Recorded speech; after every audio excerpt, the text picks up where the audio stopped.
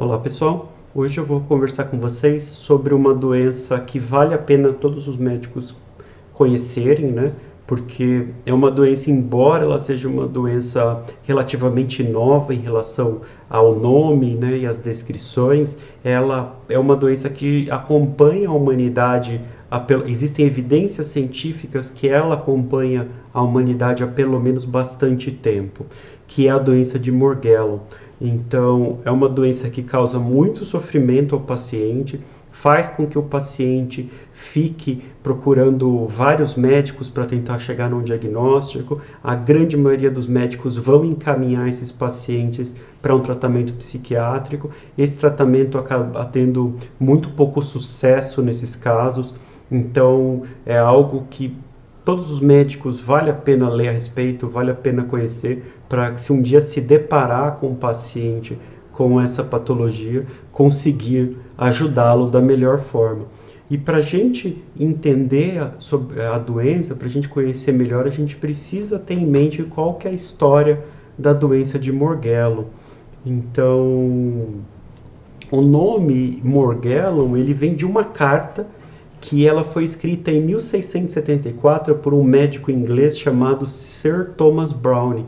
Então esse médico, ele estava examinando crianças francesas e ele viu que essas crianças apresentavam lesões de pele bem características e essas lesões possuíam estruturas que eram semelhantes a pelos ou algum tipo de estrutura filamentar. E daí ele falou, e daí que ele deu o nome de Morgellon. Morgellon é algo que quer dizer um enovelamento de fibras. Então ele veio com esse nome. Morgellon não é o nome de uma pessoa. Morgellon é o jeito que ele se referiu a essas lesões em uma carta em 1674. Mas se a gente for levar em conta lesões semelhantes são descritas na literatura médica desde 1544 até 1884, né, um tempo de mais de 300 anos, a gente tem aí lesões semelhantes descritas na literatura.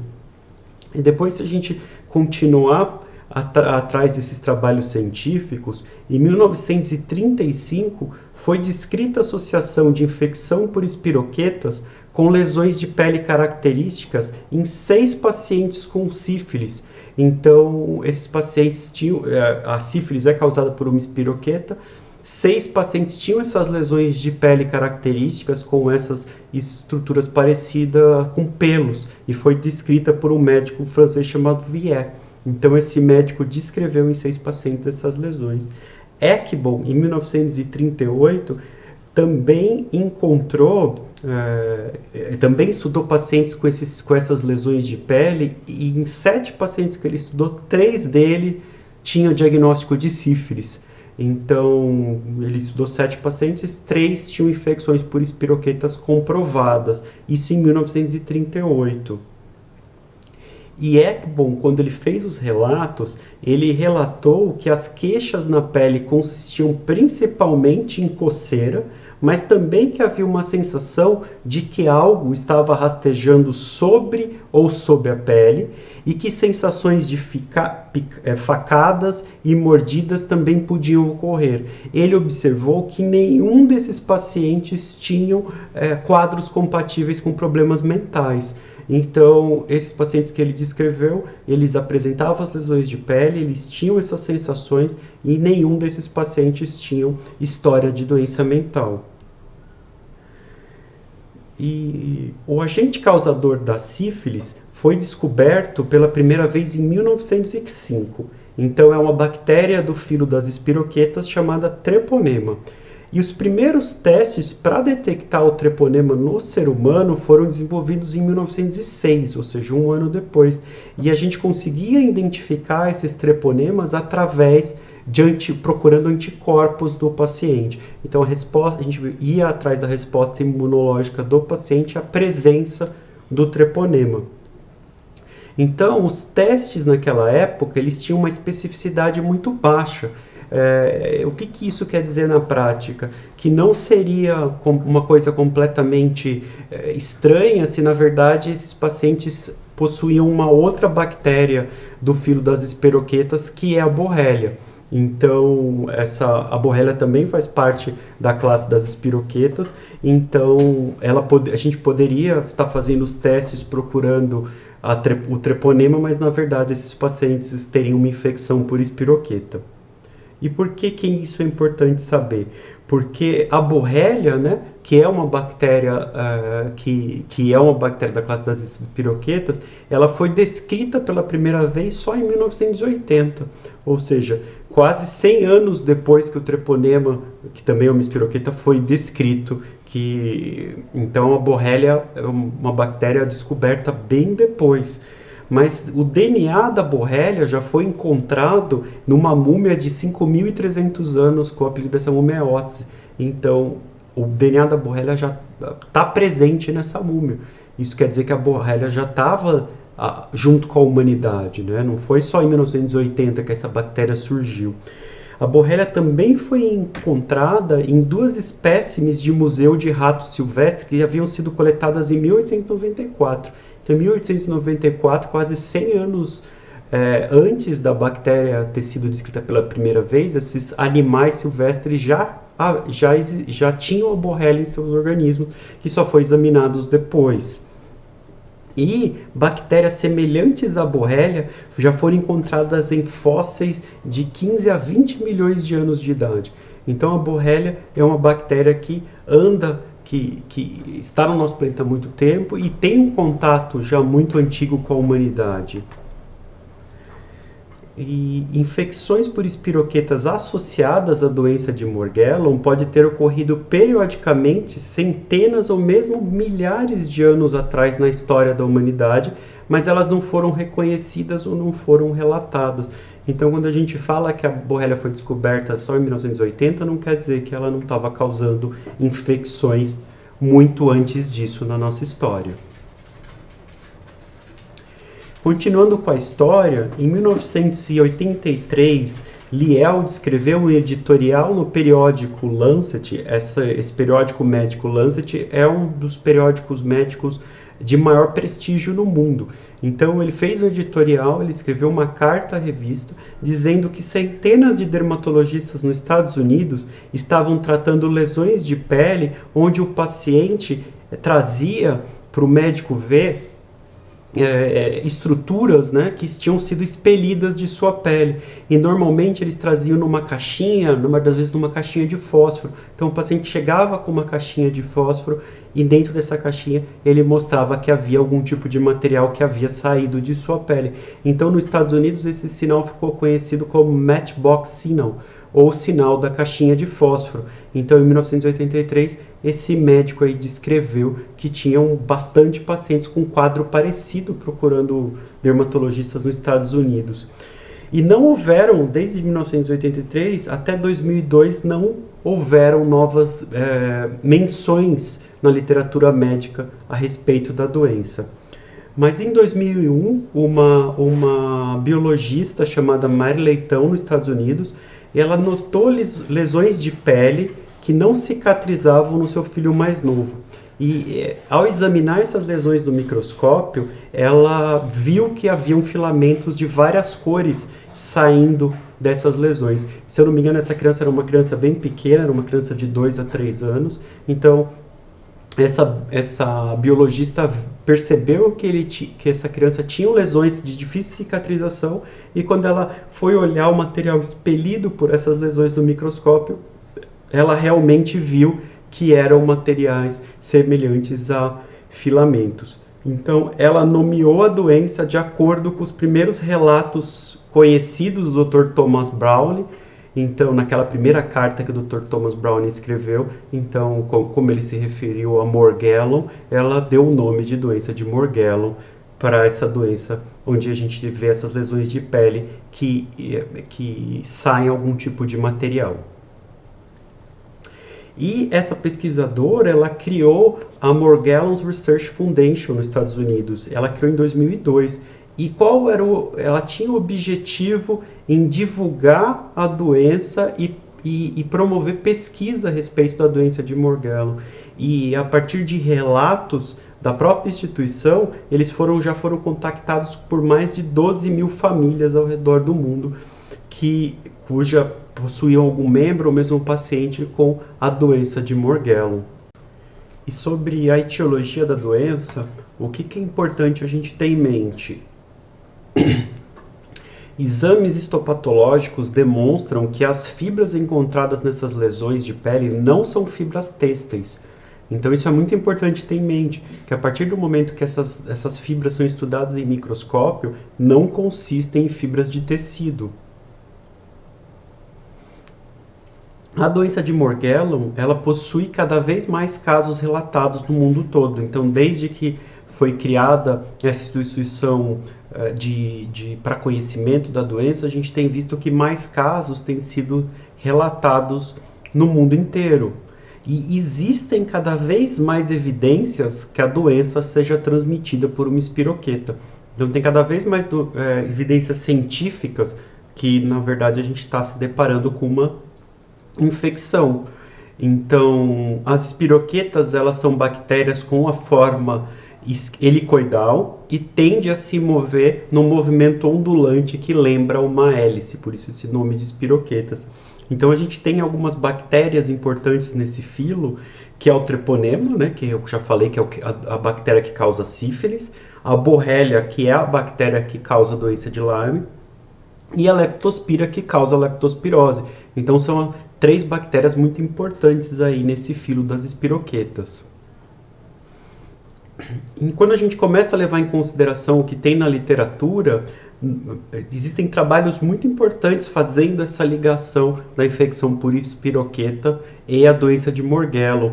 Então, um trabalho detectou que 98% dos pacientes com doença de Morgellon possuíam sorologia positiva para a doença de Lyme ou outras infecções causadas por carrapato. 98%, é bastante gente. Em um estudo realizado na Austrália, 6% dos pacientes com doença de Lyme na Austrália também possuíam doença de Morgellon.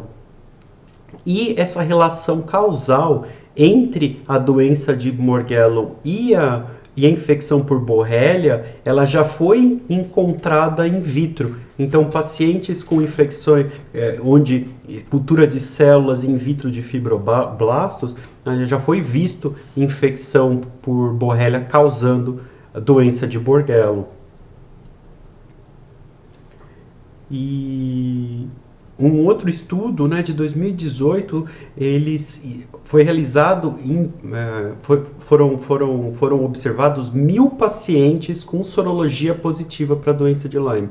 Então, um laboratório que é um dos laboratórios mais famosos do mundo, que é o IGeneX, que é um laboratório que inclusive a gente consegue enviar do Brasil material biológico para fazer pesquisa nesse laboratório para sorologia para Lyme e outras infecções causadas por carrapato. Então, eles levaram em conta 1.000 pacientes que fizeram exame nesse laboratório e tinham sorologia positiva para a doença de Lyme. Então, como que foi a distribuição? A gente tinha 665 mulheres para 335 homens.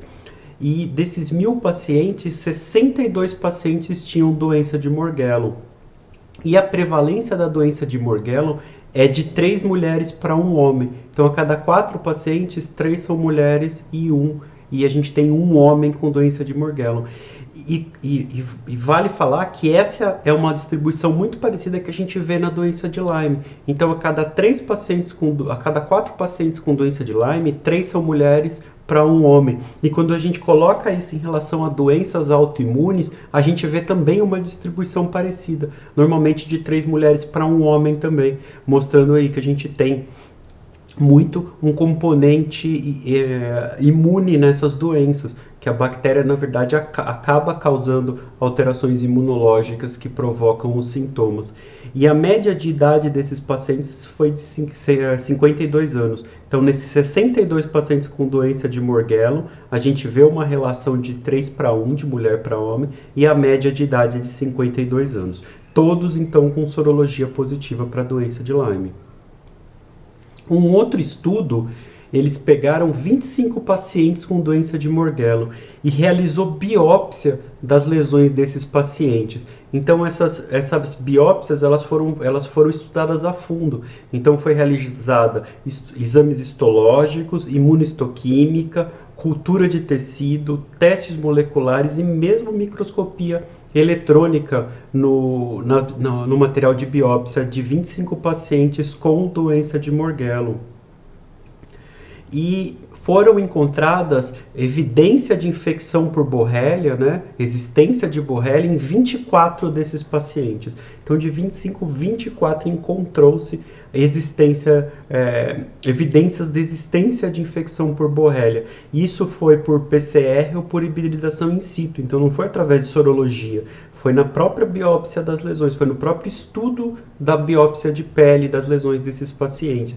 E foi detectado o crescimento de Borrelia em meios de cultura depois em 4 desses pacientes. Então, o que acontece, né? A Borrelia é uma bactéria que tem um tempo de crescimento muito lento. O tempo de duplicação normalmente é de mais ou menos 1 mês da Borrelia. Então ela cresce lentamente, ela não cresce em qualquer meio de cultura, ela só cresce em um meio de cultura muito específico. Então é isso que a gente vê, que não é uma bactéria de crescimento fácil, mas nesses materiais de pele, desses 25 pacientes, 4 teve crescimento de Borrelia em cultura, mas em outros 24 tiveram também evidências de existência de Borrelia por outros meios. Então só um paciente não foi detectada a Borrelia, o que pode ter outras explicações, né? Mas nos outros 24 foi detectada a Borrelia em pacientes com lesões de pele por doença de Morgellon. E como que é a doença em si? A doença de Morgellon ela tem um quadro clínico muito característico. Então, ela se caracteriza como lesões de pele ulceradas que aparecem espontaneamente. Então, essas úlceras aparecem de forma espontânea. A cicatrização dessas úlceras é extremamente lenta. Então, isso a gente vê que é bem diferente de uma úlcera normal. Elas demoram muito para cicatrizar. O paciente tem a sensação de algo se movendo sobre a pele ou sobre a pele. E muitos desses pacientes têm a presença de filamentos ou outras substâncias que saem dessas lesões. Então o paciente diz que tem algo saindo dessas lesões, que podem ser filamentos ou mesmo alguma outra substância. E também o paciente tem outros sintomas sistêmicos, não são apenas aqueles sintomas locais, né? O paciente tem um quadro de fadiga, né? Ou mesmo síndrome da fadiga crônica. O paciente pode apresentar dificuldades cognitivas, né? Que são a cognição a gente considera aquilo que engloba o pensamento, a concentração e a memória. Então o paciente pode ter dificuldades em algum desses campos da cognição. E nos Estados Unidos isso é bem conhecido como brain fog, o nevoeiro cerebral. A gente já tem essa expressão aqui em português. Então é comum que o paciente tenha dificuldade nessas áreas, a sensação de algo se movendo sobre a pele, que é algo que eu já falei. O paciente pode ter dores musculares e ou articulares, também é muito comum o paciente ter dores generalizadas. O paciente pode ter diagnóstico de neuropatia, porque lesões, sensação de queimação, então também é algo comum. Distúrbios visuais também é uma queixa comum, então o paciente costuma dizer que tem, às vezes, visão dupla, às vezes tem uma neblina impedindo a visão, às vezes mosca volantes, então não é incomum o paciente ter distúrbios visuais. E cefaleia, dor de cabeça, né, também é uma queixa comum entre os sintomas sistêmicos da doença de Morgellon. Então a gente tem aqui imagens demonstrando como é que podem ser essas úlceras de pele, né? Então, como eu disse, são úlceras que aparecem espontaneamente e de cicatrização difícil. Então a gente tem aqui no membro superior, aqui nos membros inferiores, elas podem atingir qualquer local do corpo, inclusive face. Então, elas costumam ter essas características, né? A gente vê aqui um membro superior de um paciente, né, mostrando a úlcera de difícil cicatrização, várias cicatrizes de outras úlceras que também já apareceram nesse paciente em questão. Aqui no membro inferior, né, mostrando a dificuldade de cicatrização que a gente vê nessas úlceras. Aqui mostrando mais de perto, né, algumas dessas úlceras em um paciente, né, outras cicatrizes de úlceras, e essas úlceras têm dificuldade de cicatrização. E aqui mostrando uma úlcera saindo os filamentos que foram descritos, né? Então, pode-se sair esses filamentos que são visíveis, ou pode sair algum outro tipo de material que, quando a gente olha no microscópio, pode haver esses filamentos no meio. Então, aqui mostrando uma foto, né, desses filamentos, com qual aparência eles podem ter, né, mas são muitas as aparências diferentes, ou não, ou às vezes não são filamentos, são casquinhas, mas que tem filamentos quando a gente olha no microscópio. E é muito comum, né, uma coisa que vem sido traçada, né, é tentar fazer com que esses pacientes sejam caracterizados como pacientes portadores de parasitose delirante. Então, é muito comum que esses pacientes sejam encaminhados ao psiquiatra com quadro de parasitose delirante, mas a gente precisa levar uma coisa em consideração, né? E hoje existem mais de 250 artigos científicos revisados por pares que ligam a doença de Lyme a alterações neuropsiquiátricas. Então, mais de 250 artigos demonstram que o paciente com doença de Lyme, ou seja, infecção por Borrelia, também possuem alterações neuropsiquiátricas. Dentre essas alterações, as mais comuns são ansiedade, depressão e irritabilidade em comportamento explosivo. Essas são as mais comuns, mas existem outras também, né? O paciente pode ter distúrbio bipolar, o paciente pode ter esquizofrenia, o paciente pode ter outros transtornos neuropsiquiátricos que estão ligados à infecção por Borrelia, a doença de Lyme. Então, se a gente está falando de uma mesma doença, né, doença de Lyme, sendo a doença de Morgellon uma expressão a mais, um quadro clínico a mais do paciente com doença de Lyme, então o paciente com doença de Morgellon não seria uma coisa completamente fora do normal a gente encontrar alterações psiquiátricas nesses pacientes também. Mas, então, a infecção causando alteração psiquiátrica, não a alteração psiquiátrica causando as lesões, entendeu? Então, isso é importante a gente ter em mente, que a gente tentar colocar que esses pacientes têm parasitose delirante, tratar todos esses casos com parasitose delirante, pode ser que faça com que a gente erre no diagnóstico de muitos pacientes. Tem um estudo muito interessante, publicado em 2002, na República Tcheca.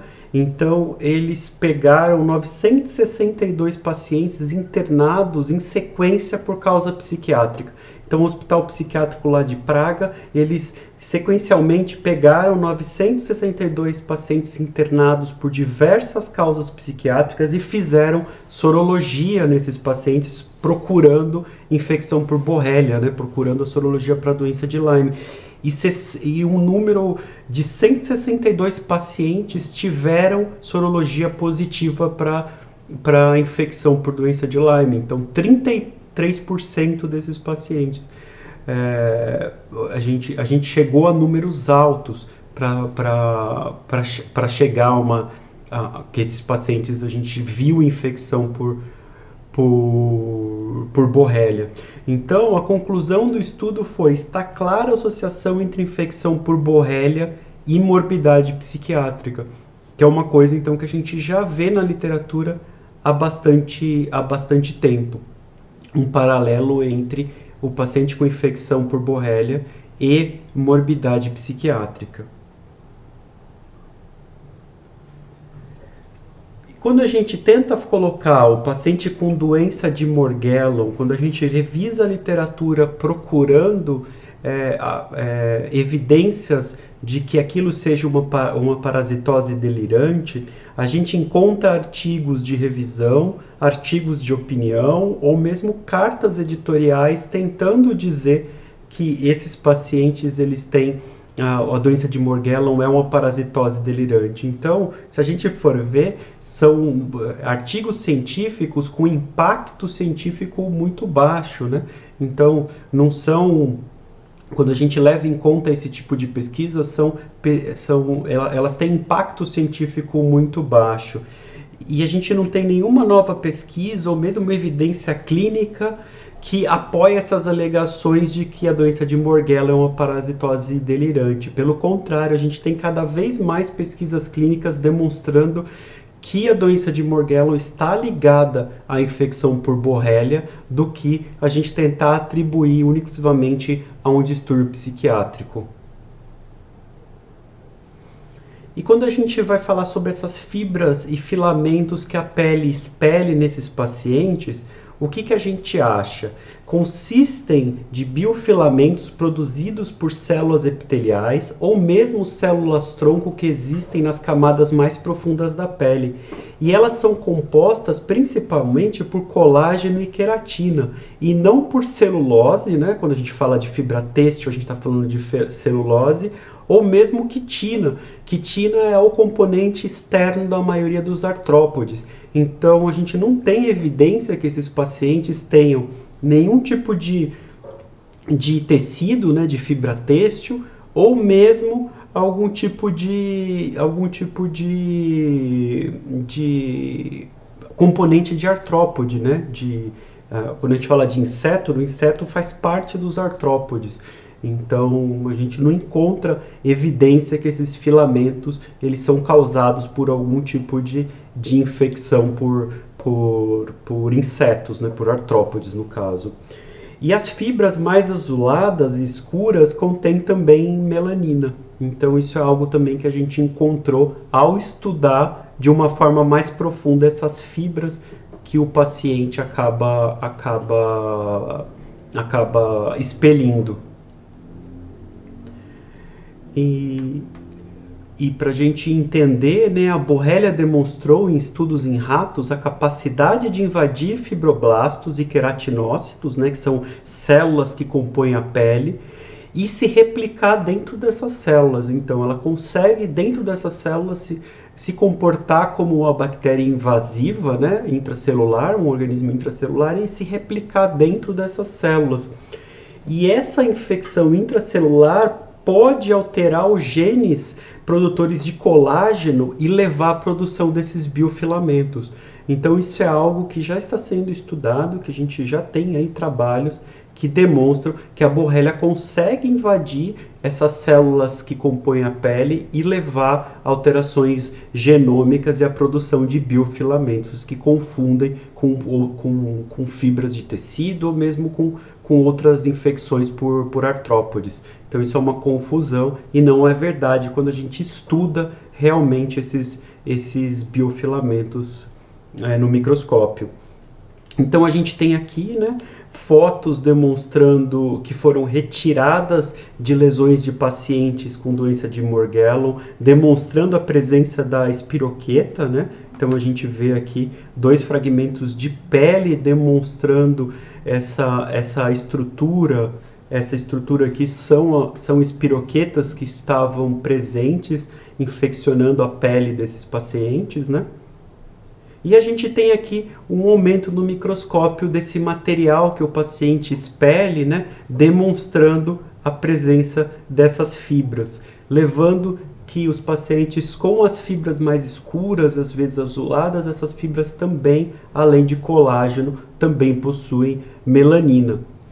Então a gente vê aqui uma coisa que pode lembrar até uma casquinha, né? E quando a gente olha com uma maior magnificação no microscópio, a gente encontra aí a presença desses biofilamentos, dessas fibras.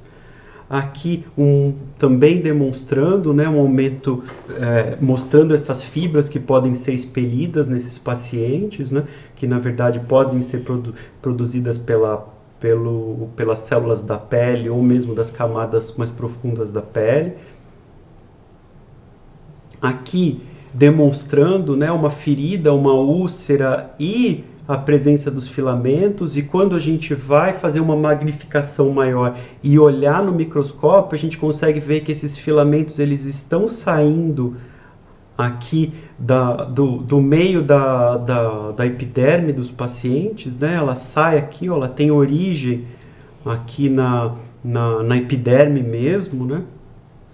A gente consegue ver aqui, ela não, nesse caso não está nas camadas mais profundas, ela está aqui na epiderme, e do nada a gente tem aí a presença dos filamentos se originando aqui na epiderme dos pacientes. Aqui mostrando como que podem ser esse material expelido, né, que o paciente leva no consultório, lá o sinal da caixinha de fósforo, né? Às vezes a gente não vê filamento a olho nu, mas quando a gente coloca no microscópio pode haver a presença de filamentos, né? Então o paciente chega dizendo que essas substâncias foram expelidas por sua pele. E como é feito o diagnóstico da doença de Morgellon, né? A gente tem que ter em mente que o diagnóstico é eminentemente clínico, mas é importante que se façam exames nessas lesões para excluir outros diagnósticos.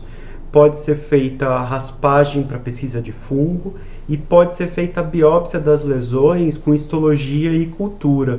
Lembrando que eu já falei, né, a borrélia é bem difícil de crescer em cultura, então a ausência de crescimento de borrélia em cultura não quer dizer que não seja uma infecção por borrélia, mas a função de ser feita, né, a raspagem com pesquisa de fungo, a biópsia com histologia e cultura, é para excluir outro tipo de infecção. E o que é importante, né? Que se a gente tem alguém que entenda disso, fazer a microscopia das escaras da pele, ou seja, aquele material que o paciente traz para o médico ver, ter alguém que consiga olhar esses materiais no microscópio. E para a gente conseguir ter algum tipo de evidência, é necessário pelo menos um aumento de 60 vezes. Então a gente pega aquele material que o paciente traz e a gente examina ele no microscópio com pelo menos um aumento de 60 vezes, mas às vezes precisa ser necessário inclusive aumentos maiores. Então olhar com um aumento muito menor não vai trazer mais informações. Então é importante ter isso em mente. Então, quando a gente vê aqui, né, uma figura demonstrando uma escara de um paciente com Morgellon, né, isso não é uma biópsia de pele, isso é uma escara, e foi feito um aumento de 10 vezes. Então, no aumento de 10 vezes da escara que o paciente entrega para o médico, a gente já consegue, nesse caso, a gente vê pequenos filamentos. Então, é um sinal da doença de Morgellon, aqui um pequeno filamento. Mas se você se não é alguém que está acostumado a ver, ou se a gente usa um aumento muito menor, talvez a gente não consiga fazer um diagnóstico. E quando a gente aumenta por um aumento de 500 vezes, a gente consegue ver a fibra muito claramente aqui, uma fibra, né, nesta escara de pele do paciente. E aqui a gente também consegue ver, né, aqui um folículo piloso saindo aqui um pelo, né, e a gente vê aqui neste caso um filamento também saindo junto nesse folículo piloso, num aumento de 500 vezes. E quando a gente vai fazer outros exames, é bem parecido com o que a gente encontra nas doenças de Lyme, né? Na doença de Lyme, os pacientes não costumam apresentar alterações no exame de sangue comum. As provas inflamatórias, elas costumam estar normais, né? Quando a gente mede PCR, VHS, mesmo número de leucócitos ou aumento de blastos na corrente sanguínea, isso costuma estar normal. Então a gente diz que existe uma dissociação clínico-laboratorial. O paciente tem sintomas clínicos muito proeminentes, mas quando a gente faz a análise laboratorial desse paciente, a gente não encontra grandes alterações. A sorologia para a doença de Lyme é o exame de escolha para o diagnóstico laboratorial, quando a gente pesquisa infecção por borrélia nesses pacientes. Como eu já falei em outras aulas, a Borrelia não é uma bactéria que circula na corrente sanguínea, então a positividade de pesquisa de PCR no sangue é extremamente baixa nesses pacientes. A gente pode até fazer PCR da biópsia de pele, mas a gente precisa levar em conta que precisa ser um laboratório acostumado a fazer esse tipo de diagnóstico, não é lá qualquer laboratório que faz pesquisa de PCR para Borrelia nas lesões de pele. E as culturas são de difíceis obtenção da Borrelia, porque eu já falei aqui que o crescimento é bastante lento. A sorologia ela pode ser feita tanto no sangue quanto no líquor, principalmente nos pacientes que têm sintomas de acometimento do sistema nervoso central. E são dois exames principais. O ELISA é realizado para triagem e o Western blotting é realizado como um exame confirmatório. Eu peço sempre para que se realize os dois nos pacientes, porque existem pacientes com ELISA negativo e que depois o Western blotting vem positivo. Então é importante que os dois sejam realizados. E se persistir a dúvida, o ideal é que a gente consiga fazer esse exame no Laboratório de Investigações Médicas 17 da USP, que é um laboratório voltado para a pesquisa da borreliose aqui no Brasil. Então, a pesquisa que eles fazem lá, ela é adaptada para a nossa espiroqueta, para a espiroqueta nacional, né? A espiroqueta que a gente mais encontra aqui no nosso país. E quando a gente leva em conta a sorologia para a doença de Lyme, a gente tem aí aproximadamente de 40% a 50% dos pacientes com falsos negativos. Isso quer dizer que o paciente tem um exame negativo apesar da presença da infecção pela Borrelia, apesar de o paciente ter a doença de Lyme. E quais são os diagnósticos diferenciais quando a gente entra em contato com o paciente com doença de Morgellon? Então, o abuso de drogas, né? Tem pacientes que o abuso de drogas pode levar a lesões de pele muito parecidas, entre eles cocaína, crack e metanfetaminas. Então, esses pacientes com abuso de droga, eles podem apresentar lesões de pele que lembram doença de Morgellon. O paciente que faz uso de metilfenidato também pode apresentar lesões de pele parecidas. E o paciente com uma afecção dermatológica conhecida como prurigo, que também podem ser um quadro que causa confusão. Então, esses são os principais doenças que a gente precisa pensar quando a gente faz o diagnóstico diferencial.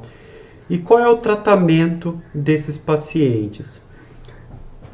O tratamento ele deve ser instituído de acordo com a conduta na doença de Lyme crônica e pode ser dividido de algumas formas, né? Então, a gente pode fazer tratamentos locais, né, com antibióticos de ações locais, uso de corticoides, uso de emolientes, principalmente para soltar algum tipo de escara, algum tipo de casca que esses pacientes têm, mas o principal realmente é que a gente faça uso de tratamentos sistêmicos, né? Que a gente pode indicar o uso de antibióticos sistêmicos ou mesmo de algumas medicações psiquiátricas para ajudar, principalmente no paciente que tem, às vezes, dificuldade de lidar com aquela sensação de que tem algum bicho andando na pele. Então, a gente tem a trifluperazina ou mesmo a olanzapina podem ser usados para diminuir essa sensação aí de ter algum animalzinho, algum bicho andando sob ou sobre a pele. Então, isso é só para diminuir sintomas, não é o tratamento em si. Então, a gente vê aqui, né, que com o tratamento empregado, a gente consegue fazer com que essas lesões evoluam, né, principalmente com esse tratamento com antibiótico, né, a gente vê aqui a úlcera de difícil cicatrização e quando a gente olha aqui a mesma úlcera já está cicatrizada, né. Aqui a mesma coisa, né, mostrando aqui as úlceras na região dos dedos dessa paciente, aqui quando a gente olha de novo a úlcera já cicatrizou com o tratamento correto instituído. E eu gostaria de agradecer a todos que acompanharam mais essa aula, falando agora sobre doença de Morgellon. É uma doença, se a gente levar em consideração, nova, né? Ela só foi descrita realmente com esse nome em 2002, embora ela possa estar aí andando com a humanidade há muito mais tempo. Então é importante que a gente tenha um bom reconhecimento da doença, a gente saiba que a doença existe, que a gente consiga fazer um bom acolhimento desses pacientes. Quem chegou agora aqui no canal, eu peço por favor para que comece a me seguir, que eu libero vários vídeos aí com assuntos interessantes. Aqui, que me sigam nas outras redes sociais, aqui no Instagram, onde eu costumo ter bastante contato com os pacientes, responder mensagens. E eu estou à disposição aí para qualquer dúvida que vocês apresentem sobre esse tema, que é um tema muito interessante. Muito obrigado a todos que acompanharam o vídeo até aqui e até o próximo.